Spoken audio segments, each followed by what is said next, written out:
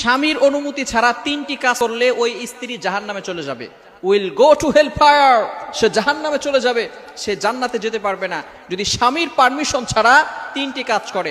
সব সময় ভালো করে মনে রাখবেন, বিশেষ করে আমার সামনে যে সমস্ত পুরুষরা আছেন, আপনারা এই মেসেজটা আপনাদের বাড়ি পর্যন্ত পৌঁছে দিবেন। রাজি আছেন তো ইনশাআল্লাহ?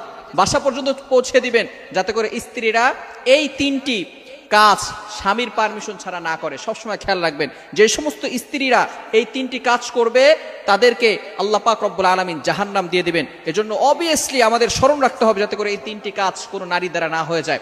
1 নাম্বার কাজ হচ্ছে, স্বামীর পারমিশন ছাড়া কোনো স্ত্রী চাকরি করতে পারবে না। ভালো করে মনে রাখবেন, এটা স্বামীর পারমিশন ছাড়া কোনো স্ত্রী চাকরি করতে পারবে না।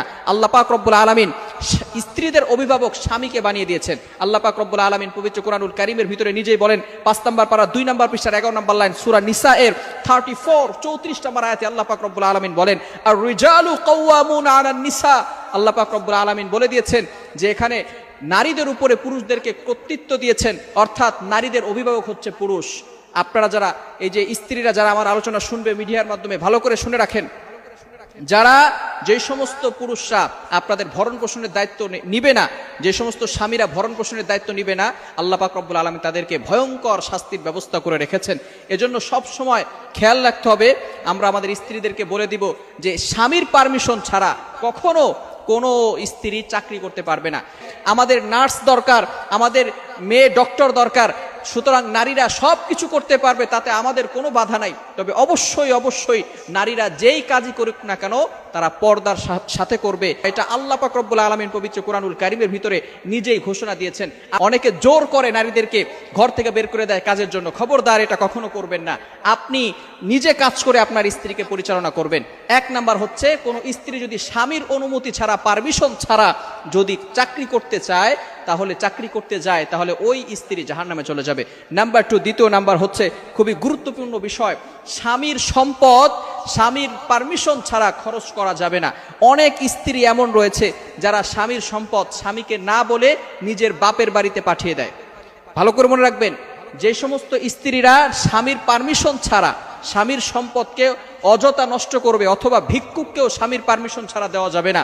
আপনি স্বামীর পারমিশন নিয়ে রাখবেন, এরপরে আপনি ভিক্ষুকদেরকে টাকা দিবেন, দান করবেন, ডোনেশন করবেন, খরচ করবেন, এবং স্বামীর কাছ থেকে পারমিশন নিয়ে নিতে হবে। স্বামীর পারমিশন ছাড়া কোনো টাকা, স্বামীর কোনো সম্পদ অন্যায়ভাবে নষ্ট করা যাবে না। সুতরাং এই জিনিসটা খেয়াল রাখতে হবে। যদি কোন নাম্বার 3, তৃতীয় নাম্বার হচ্ছে, স্বামীর পারমিশন ছাড়া নফল রোজাও রাখা যাবে না। গুরুত্বপূর্ণ বিষয়।